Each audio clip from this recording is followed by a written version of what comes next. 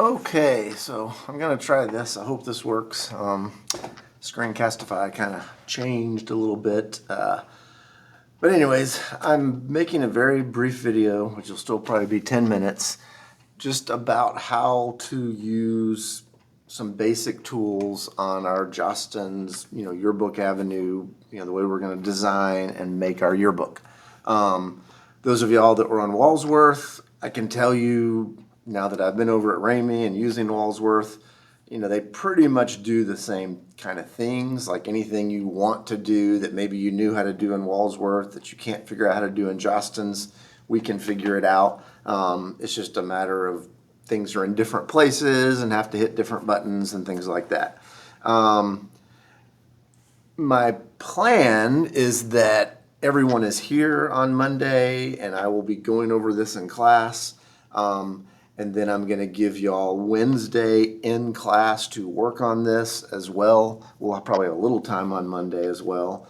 But it's best if you can kind of, because I know some of y'all will listen to me and okay, this makes sense. And then you'll get there and you'll start doing it and you'll forget, oh, what did he say about changing a font color? Or what did he say about making a box bigger and things like that? But then you'll be in class to ask people, ask me, ask editors, things like that, and we can kind of help you transfer your physical design that you hopefully made onto the digital pages.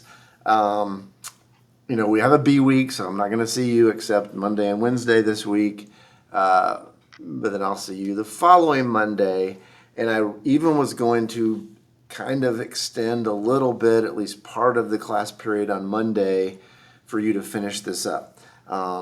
Because I really want y'all to be kind of serious about transferring your design ideas to the digital page and really try to make it look as good as you can, not just, oh, okay, I flopped something on there and he sees that I did something.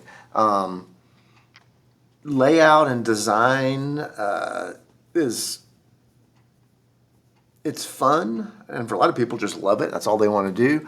But it is kind of, I think, a little tedious to really get things looking exactly the way we want them to look and looking the correct way for what we're doing this year. But that's really important.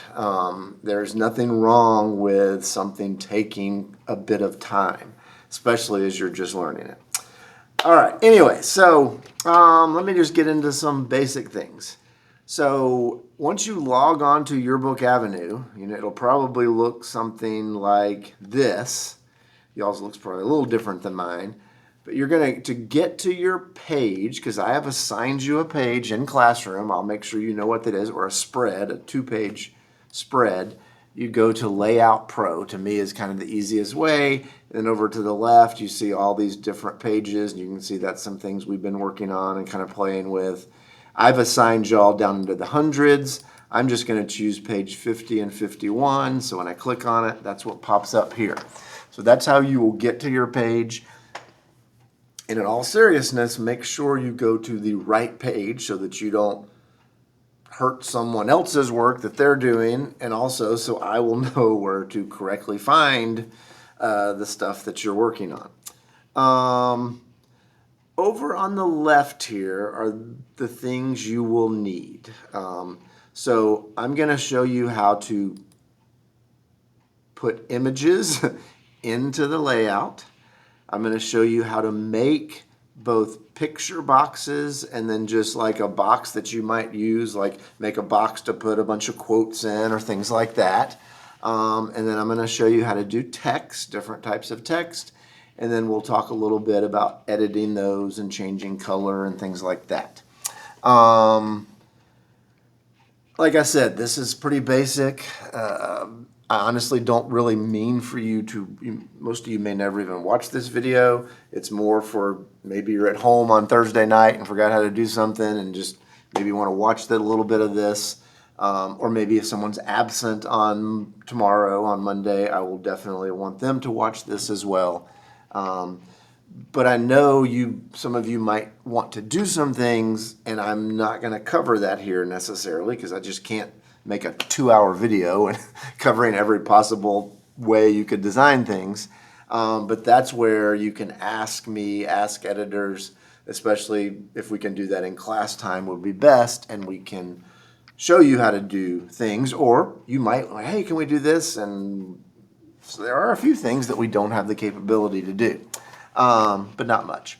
Okay, so let me start here with this art kind of tab. Basically, this is where you're going to put, or where you're going to get your boxes to put pictures in, and they are very specific. Like these are shapes, so I could put a shape out here, but a picture would not go into that shape.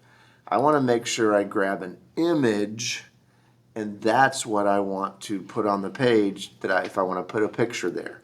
And so, there's different shapes and things.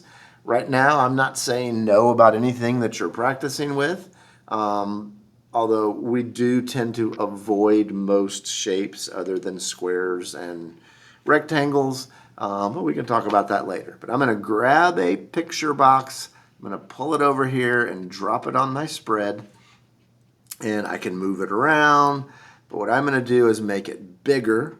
So I'm just going to drag it down and just kind of make a big old picture here. I do think it will be good. You notice I have my grid turned on. I think this is a really good thing for you to have on as you are beginning to design. It makes it easier to line things up. So if you were to open your page and you don't see a grid or you don't see an edge of the page, you go to View, and basically, right now, the hide grid lines is unchecked, which means they're there. If I checked it, they would disappear. And so if yours were gone, you just go into grid and uncheck it so they would appear. Or maybe your, let's see, what was I saying? The page, where's the page? Oh, there it is, right in front of me. Hide page margin. I don't want that hidden. I want to see the edge of the page, but sometimes it's good to look at things even after you design it without any grid work or with grid work. But if yours comes in and doesn't have an edge of the page, you might want to click that. Speaking of the edge of the page, the actual edge is this orange out here, but inside the blue is what we generally try to keep it inside, because there's no guarantee that the space between the blue and the orange, there's not a guarantee that it's not going to be trimmed when they put the book together. So there are times that we will run a picture off of the page like this, which means we want it to go to the edge of the page. So if they trim that page exactly on the orange line, that's fine. That's where we want it to go. But if they trim it, say here, that would still be fine. That would just trim the picture. We want it to go to the edge of the page. We don't want our text to be out at the edge of the page. That would be way too much of a risk. We would never want to trim text. So especially for now, it's probably good that you'll keep things inside the blue border. This is what's called the gutter. So you open up the book, and that's the middle part. You never want to, I don't know that it even lets you anymore, but you never want to run text across the gutter. We definitely do run pictures across the gutter. Sometimes that's a good way to kind of connect the two pages, make it look like one seamless design.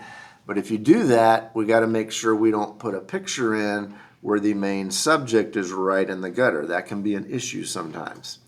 All right, so I've made my picture box. How do I get a picture into it? So we're going to go over to images. I'm not going to show you how to upload images now. That's something we will do, because when you actually are working on a page, you might get to your page and there's a box created for a picture, and you know that, oh, I'm working on weeks 5 and 6. So I'm going to show you how you would upload pictures to weeks 5 and 6 and then get those pictures. Right now, there's not too many pictures uploaded. We'll probably be uploading more throughout the week. but I don't care which pictures you use. It's just practice. They don't need to go with your story. It doesn't matter if you use some of the same ones, but I do want you to get actual pictures on. And so if you go to week 1 and 2, there's Ambassadors Olympic pictures. I could click through and I could see get to know you go. There's nothing in get to know you games. There's some open house pictures. There's senior sunrise pictures. There are some things. But let's say I want to put this picture right here. I'm just going to grab it and drop it in. And we'll worry about cropping and things like that later. Right now, I just want you to be able to get a picture, put it in, so it just kind of goes as part of your layout and design. So the second thing that you might be dealing with is, instead of a picture box, just like a shape box. What might you do with this? Sometimes we do just have a few shapes themselves as some kind of design element, but usually a shape, so I'm going to pull this shape box that's kind of like a square, pull this over. This might be something that I make a box that I want to put some quotes in. And so I've made a box. Up at the top here is where I can change the color or maybe the border. See this, if I click stroke is border, those of y'all new to your book, it's called a stroke. So I could decide what I wanted my border to look like, and then I could decide the size of it. I could put a 1-point border on. Let's see. Notice I could change the color of my box. I can make it orange, which is not the best, but just so you can see it. I can also go in and change the color of my stroke if I wanted to. All right, if anyone does a pink border around an orange box, I will fire you. Not really, but that would not be good, but that's just how you change it. So we have text box. I mean, we have picture boxes we can put things into. We have a box like this that I could put quotes or something. And then we have our text over here. So if I made a box like this, I would only do that if I wanted to kind of put something in it and draw attention to it. So I'm going to come over and make I'm going to grab my headline font. So that would be my headline for my box. And maybe I would be like, I don't know, what's up? We'll get some, what's up? And get some quotes for it. Maybe I could make this a little bigger and see if I can make it fit. There we go. So there's my little title for my quote box. And then I could come in and maybe grab some body copy, give myself room, highlight it, and then a wonderful quote from someone will be here, blah, blah, blah, blah, blah, blah, blah, blah, blah. And then maybe down here I would have their name, Stephen Teague. I might even decide, on that orange background, that's a little tough to read. Why don't I try to go in and change my text? And see up here, that'll always tell you what you're changing. So I want to change my text to maybe white. Let's see if that might be a little easier to read since it's kind of small. But I could change colors of my text. I could change colors of my box. I could change colors of my border and the other thing. And that is how you do it. And then one more thing about text. All of you, I would assume at some point are going to have a story or a caption. Like for this, I need a caption. So let me grab a caption font. Maybe pull this, give myself room. My caption will go here and it will follow our style of 2 sentences, whatever, blah, blah, blah, blah, blah, blah. And if you see that, if you see a big X on a text box, that means you haven't made it big enough for the type that we put in. So I can click on my box and I can make it bigger. I can make it wider if I wanted to, something like that. So you need to create caption boxes for your pictures. And then I would assume at some point on your page somewhere there's some type of story. So I'm going to grab body copy, and it doesn't honestly really matter what you grab over here. I could grab body copy for everything, and then I could just go back and change it up here to what I wanted it to be. And it doesn't matter for this practice, but eventually we will have certain captions we will be using certain places, certain fonts. I mean, not certain fonts, not captions, certain colors, certain sizes. And so you could grab things and then just change it to that size. Once we get a few spreads going, it's easy to kind of copy and paste things where you might need them on your spread or something you're working on. But let's do body copy. And so since this is journalism in a yearbook, I'm going to have a column, like a 2-column story. Oh my gosh, look at how fast typer I am. I want you to do this. Like, I want you to write a fake little story where we see a bunch of actual, I know it's just gibberish, but it's filled in. It's not just a big blank space that says story here. All right, notice I'm like making that box extend. I did that on purpose. I want my story to end at the bottom of the picture. So I'm going to grab this and pull it up. But now I've got an X because I've put more copy in there. So I'm going to add another column over here, which is what we do a lot. We have 2-column stories most of the time. There's a little arrow right here on your text box. When I click that, I just pull up to where I want my next column to appear. And then I could just keep on typing because I want to fill this up. ASDFJKL semicolon. I used to be a good typer back in the day, but all right. So one more thing. We talked about in design, about being consistent and lining things up, things like that. I want my 2 columns to be the same size.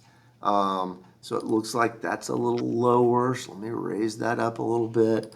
But when I click on this, up here where it says transform, this is how I see the size of it. So this column is 10.4, that's picas, but 10.4 wide, 24.8 tall. So I want this one to be the same. So 10.4, I'm going to do one at a time. So let's see how wide it is. Oh, it is 10.4, so that's good. Now how long was this one? 24.8. Let's go over to here. 24.0, I'm going to change that to 8 and hit enter. And now my 2 text boxes are exactly the same size. If you want to, which I would encourage you to, your layout should have page numbers on it. The page numbers pop in automatically, and then we can go in, whoops, and I could make this a little bigger so I could see it, and I could change, whoops.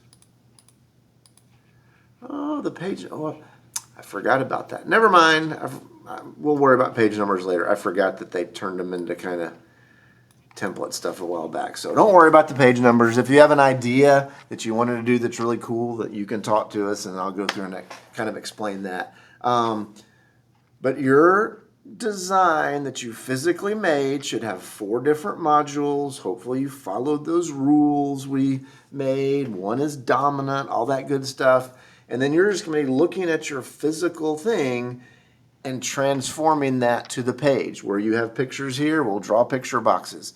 Line it up. Like, I did this very quickly. I'm not paying that close attention. Like, I want you to make it as perfect as you can. There's a reason I'm giving y'all time. It takes time to do this. So I know that's brief. If you weren't here Monday and this is all you see, I know you'll probably just talk to me Wednesday and say I watched it, but I'm not quite sure what to do, and that's okay. We'll go over it, and like I said, a lot of you may never see this, and you'll just be talking to us in class, but these are the kind of things I'm going to go over with everyone in class on Monday. All right. Thank you, everyone.